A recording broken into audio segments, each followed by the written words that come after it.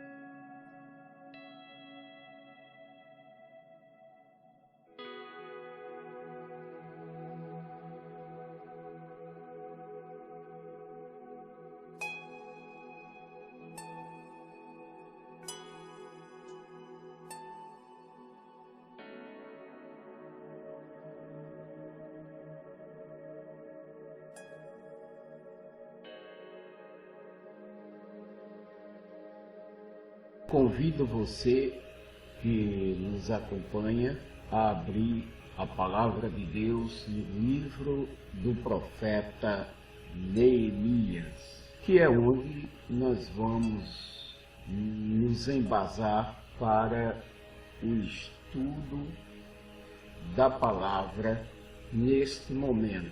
Falar sobre o Neemias é falar sobre um homem que é modelo para ser seguido por todos aqueles que aspiram ser um obreiro na seara do Mestre Jesus. Ele nasceu no cativeiro na Babilônia e ele era de família sacerdotal. Ele foi contemporâneo de Esdras e muito colaborou na restauração da cidade de Jerusalém e do templo. Ora, Neemias, ele foi encarregado de liderar os trabalhos de reconstrução das muralhas de Jerusalém e a recolocação das portas que estavam queimadas. Neemias viveu na fortaleza de Susa. A fortaleza de Susa era o palácio do rei Artaxerxes I, que ficava na cidade de Susa, que era a capital do Elão, a segunda maior cidade do Império Persa.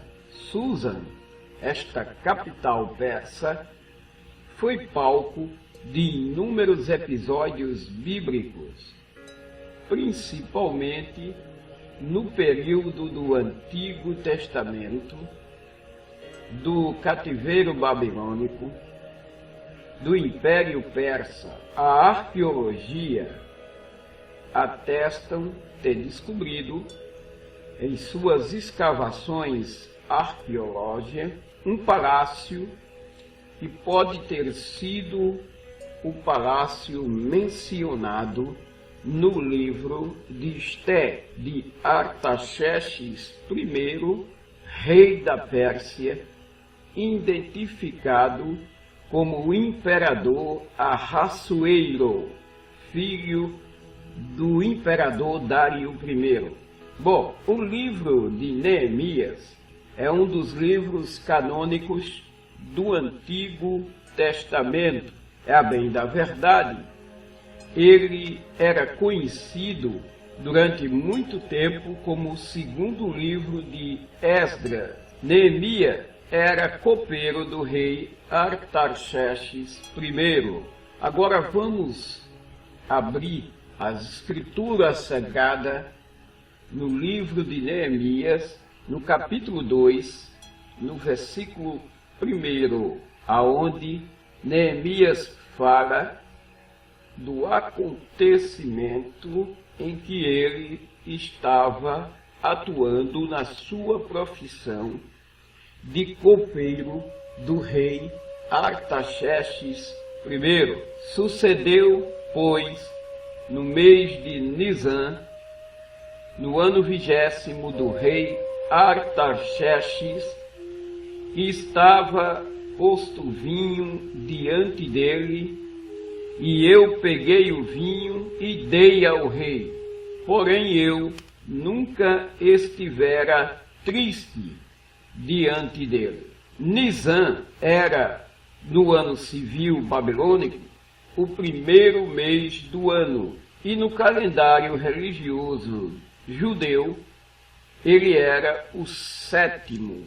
Ele representa o mês de março e abril, que também é conhecido como mês das espigas.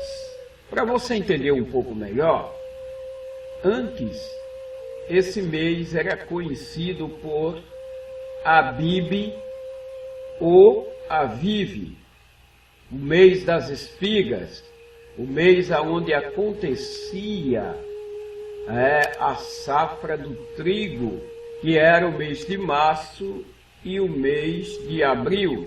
Os caldeus mudaram o nome para Nisan. O Nisano era o mês da primavera na Palestina. Só para você se situar dentro da cronologia da história bíblica antiga. O marco deste mês era a festa religiosa dos ázimos, pão sem fermento.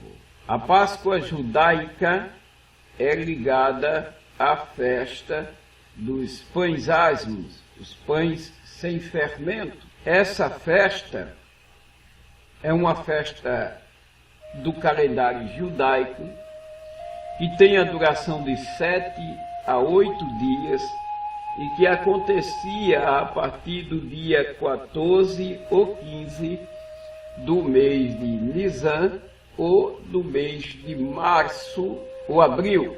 Bom, nós entendemos que a obra somente pode ter sido escrita algum tempo depois da volta de Neemias da Pérsia para Jerusalém. Por que entendemos assim? Entendemos assim porque no livro falta o relato sobre a morte do rei Artaxerxes I, que foi um monarca muito bom para o povo e provavelmente a sua morte seria relatada e sentida.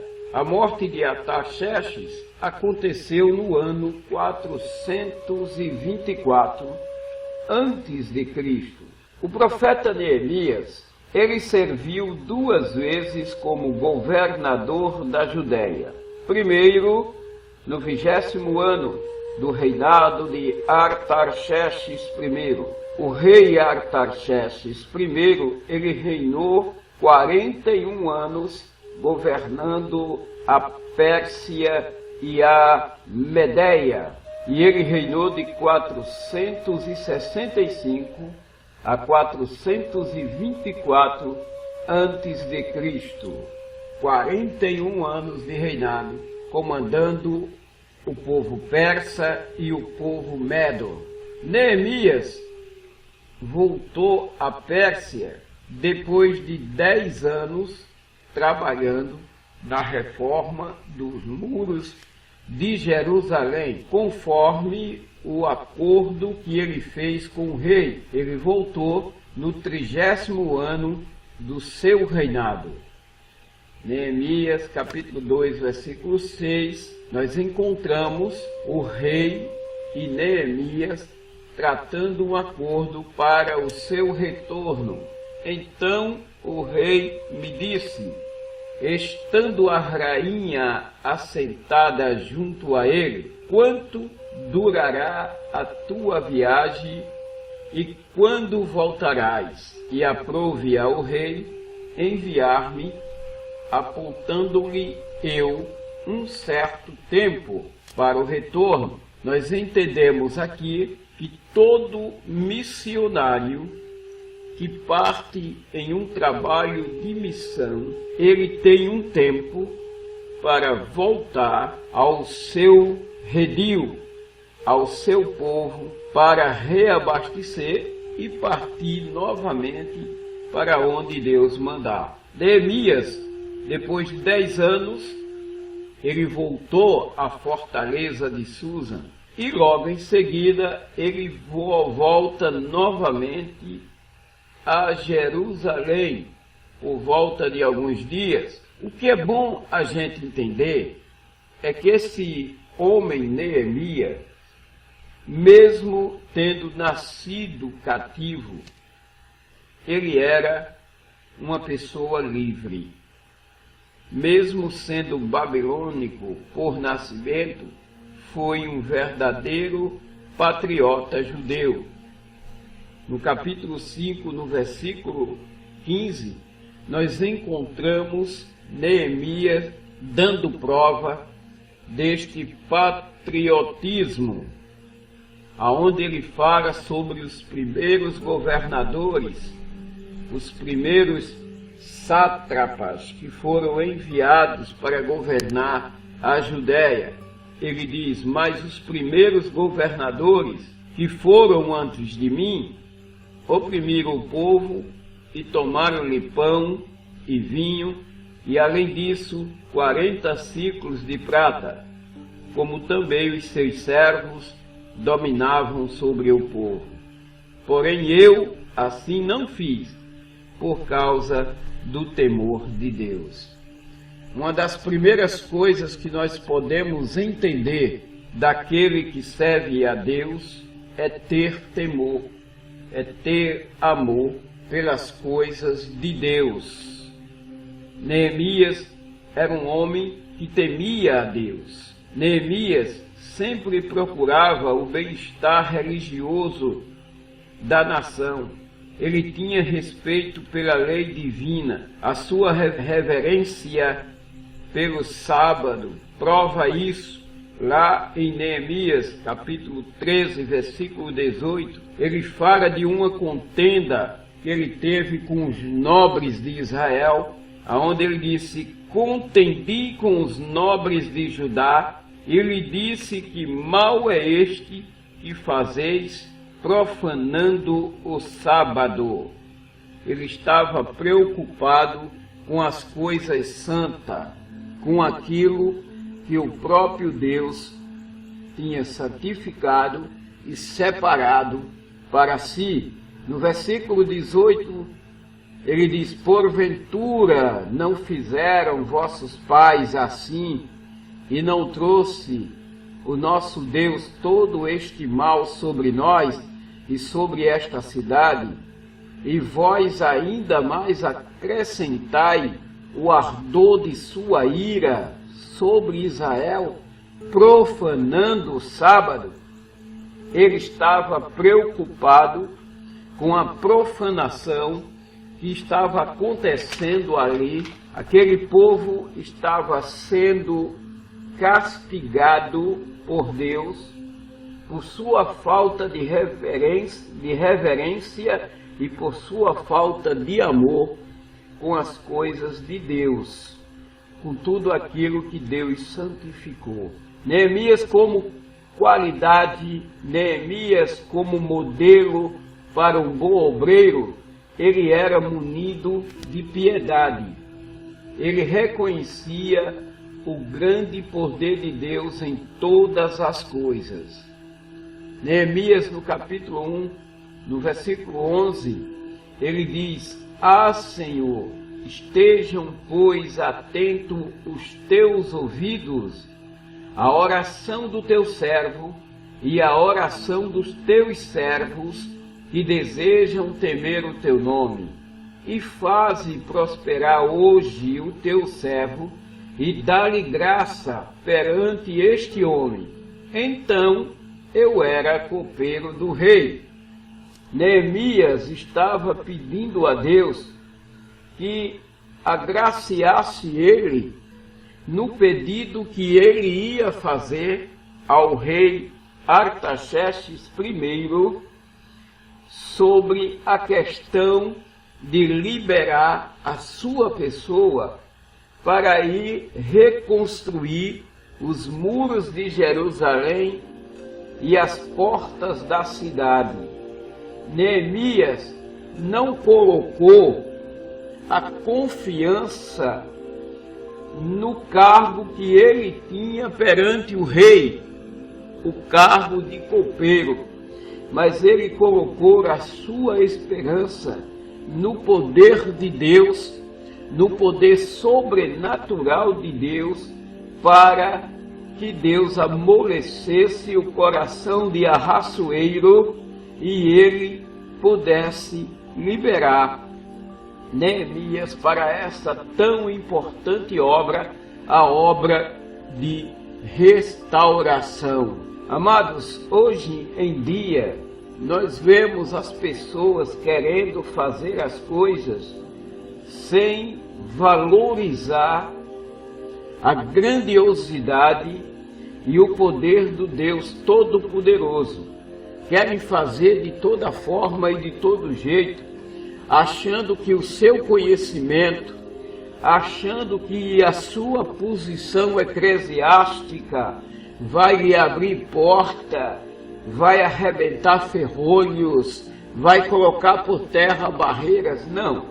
Neemias entendia que sem Deus ele nada poderia fazer. Ele conhecia a mão poderosa do Deus de Israel, o nosso Deus, aquele que governa a nossa vida.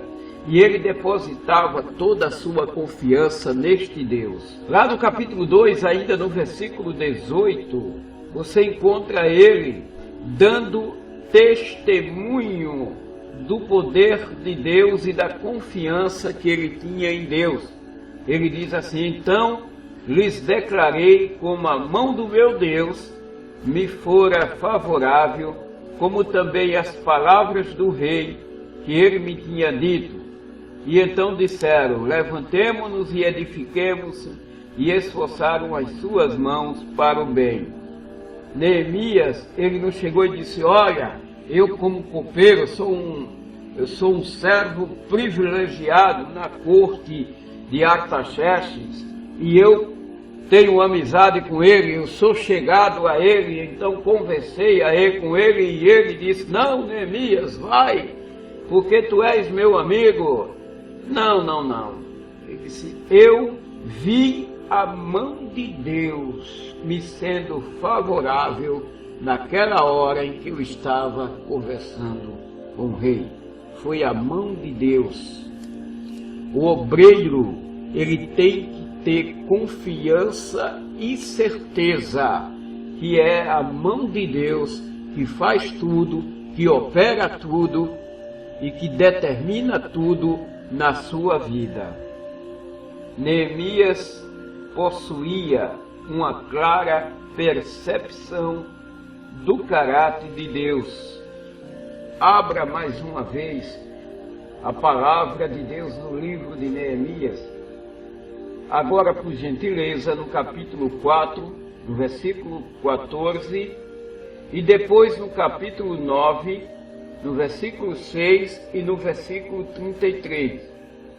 No versículo 14, Neemias diz: e olhei e levantei-me e disse aos nobres, aos magistrados e ao restante do povo: não os temas, lembrai-vos do grande e terrível Senhor, e pelejai pelos vossos irmãos, vossos filhos, vossas mulheres e vossas casas. E Neemias disse, não tenhas medo, falou para a nobreza que estava ali, porque havia uma perseguição por conta de um sátrapa chamado Sambalate, que era horenita, e o seu servo Tobias, que era um amonita, e também um árabe que perseguia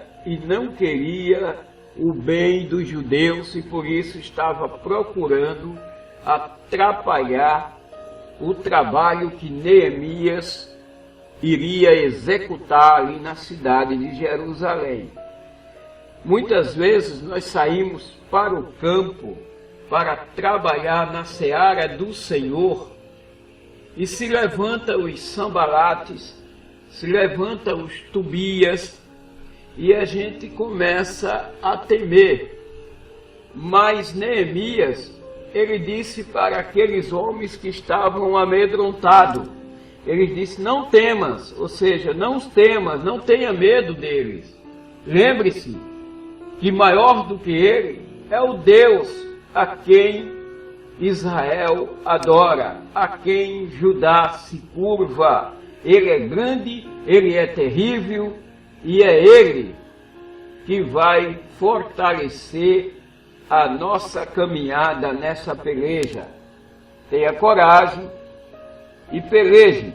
Peleje pelos vossos irmãos, peleje pelos vossos filhos, peleje pelas vossas mulheres e peleje pelas vossas casas. Ou seja, não temas a barreira que está levantando à tua frente. Pensa no poder de Deus, na grandiosidade deste Deus que é todo poderoso. Parte para a guerra com a certeza de que a mão grande, poderosa e terrível desse Deus é quem vai te conceder vitória. E pelejai. Pelejai pela vida dos vossos irmãos que estão caídos nas drogas. Pelejai pela vida dos vossos irmãos que estão marcados de morte. Pelejai pela vida dos vossos irmãos que estão aprisionados. Pelejai pela vida dos vossos irmãos que estão enfermos. Vossos filhos, vossas mulheres, pelejai pelas vossas casas, para que a mão poderosa do Deus que é santo, tremendo e terrível, venha operar maravilhas nas vossas vidas. Eu aprendo aqui com Neemias, que é modelo para um obreiro de valor. Eu aprendo com Neemias que o obreiro que quer ser aprovado por Deus, ele não deposita a confiança dele em nada, a não ser na presença e na mão do Deus que é santo e todo-poderoso.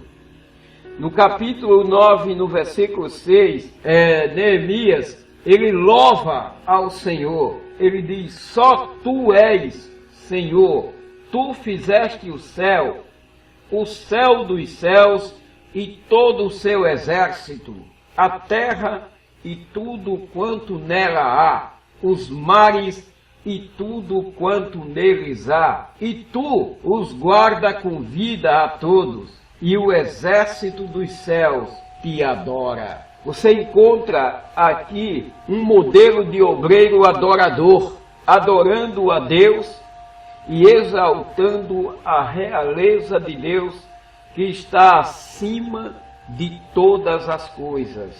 Ainda no capítulo 9, no versículo 33, Neemias diz, porque Tu és justo em tudo o quanto tem vindo sobre nós. Há uma justiça. As coisas que acontecem em nossa vida é justa, porque Tu tens agido fielmente e nós temos agido impiamente. E ele diz, as coisas que acontecem, coisas ruins que vieram sobre nós, o cativeiro desse povo que foi levado cativo para a Babilônia, tudo isso não é injusto. Há uma justiça tua, porque nós temos agido impiamente, nós pecamos perante a tua presença, e por isso veio essas coisas. Neemias, ele tinha uma característica de adorar a Deus, de exaltar o nome de Deus e devotar todo o poder a Deus. E outra característica que ele tinha era a vigilância e a oração. Neemias capítulo 4, versículo 9. Vamos ler. Diz assim: porém, nós oramos ao nosso Deus e pusemos uma guarda contra eles de dia e de noite por causa deles. Bom, aqui nós encontramos Neemias, ele nos ensinando a orar, mas também a vigiar. Porque muitas vezes, meus queridos, nós oramos muitos, mas vigiamos pouco. Neemias orou, apresentou a Deus a questão. Sambalate e Tobias tinham se levantado contra Neemias e aquela obra, e estava aparelhando um exército para vir guerrear e impedir que a obra da reconstrução dos muros e a recolocação das portas de Jerusalém pudesse acontecer.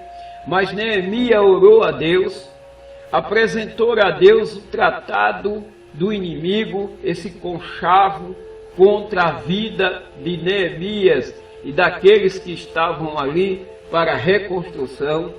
E em seguida ele preparou homens com habilidade com a espada e colocou de vigilância enquanto trabalhava.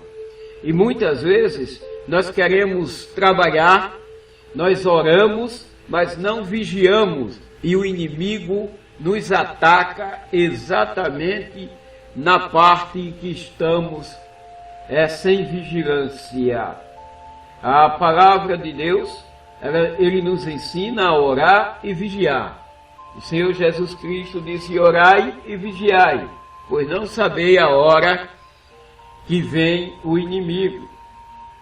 Então temos que estar orando e ao mesmo tempo vigiando. No capítulo 2, no versículo 12, Neemias está falando sobre a sua estratégia. Porque para ser obreiro é necessário que tenha estratégia.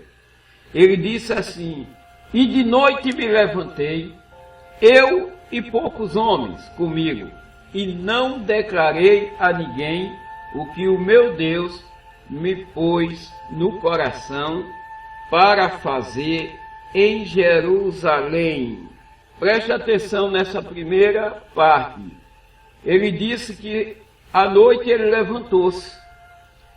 Ele chamou poucos homens, porque muitas vezes você vai com um exército grande e barulhento que denuncia a tua presença ao inimigo. Muitas vezes Deus não quer operar através de muitos, mas através de poucos que tenham coragem de partir e enfrentar a batalha. Ele disse: eu não declarei a ninguém o que? O segredo que Deus colocou no meu coração para fazer em Jerusalém. Porque todo erro em nossa vida é que nós vivemos revelando os nossos segredos perante a nação ímpia, perante o povo. Nós falamos muito e fazemos pouco. E o nosso inimigo que está em derredor, ele escuta os nossos segredos e começa a trabalhar para que você demore a receber de Deus aquilo que Deus tem determinado para a tua vida. O inimigo, ele não pode impedir de você receber aquilo que Deus decretou para ti, mas ele faz acontecer uma demora. Lembre-se dos 21 dias de oração de Daniel. Daniel se encontrava orando, intercedendo a Deus. No primeiro dia que Daniel dobrou seu joelho, Deus mandou a resposta. Mas o inimigo que ouvia a oração, ele entrou em combate com o anjo, para que o anjo não pudesse trazer a resposta para Daniel. Foi necessário que Deus enviasse Miguel para guerrear com Satanás, para que o anjo mensageiro pudesse passar e chegar até Daniel com a resposta. Então, o segredo para a nossa vitória é nunca revelar a sua estratégia e os seus planos, mas executar em segredo. Na segunda parte, ele diz: não havia comigo animal algum, senão aquele em que eu estava montado, que era para chegar em segredo, sondar o terreno do inimigo em segredo, para que Deus possa orientá-los como vencer, amados. Então vamos aprender com Neemias essa questão de manter segredo entre as coisas que Deus nos revela para uso em nossa vida ou para uso de edificação e restauração de vidas. Sansão teve os seus olhos vazados por causa de ter revelado o segredo de onde vinha a sua força. Nós não podemos revelar ao inimigo o ponto aonde é a fonte de nossa força, porque ele mina, ele vai lá, ele procura colocar empecilho, ele começa a querer nos destruir e ele vai agir, ele não vai ficar parado. Então vamos operar na presença de Deus, mas em segredo. Neemias estava trabalhando em segredo. Os inimigos de Neemias era Sambalate, que era o nome de um sátrapa da Samaria, e Sambalate é um nome de origem babilônica, que é uma abominação à presença de Deus, porque o significado desse nome quer dizer Deus Lua deu vida, e é uma abominação a Deus. Em Neemias capítulo 2, versículo 10, você vê ele narrando a presença de Sambalate. Ele diz: o que ouvindo Sambalate, o Horonita, e Tobias, o servo amonita, lhes desagradou extremamente que alguém viesse a procurar o bem dos filhos de Israel.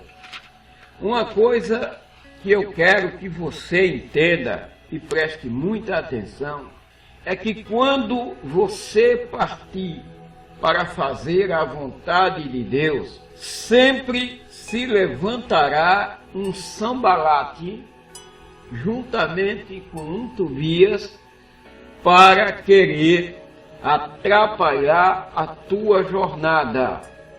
E preste atenção, esse Sambalate muitas vezes está misturado dentro do povo de Deus, disfarçado de ovelha, lobo com pele de ovelha, joio misturado com trigo. O joio até parece trigo, mas não é trigo.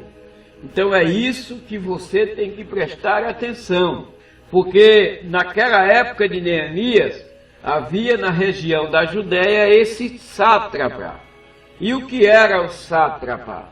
Era uma denominação, ou seja, um título de nobreza dado a um homem que tinha a função de governante, de ser um governador de província, lá do Império Persa. Sambalate, ele era um sátrapa, ele era um governador de Artaxerxes I. Ele tinha um grande poder e ele levantou como opositor a Neemias e tentou evitar a reconstrução dos muros de Jerusalém. Então há muitos Sanbalates com palavras negativistas procurando atrapalhar o teu trabalho de restauração de vidas.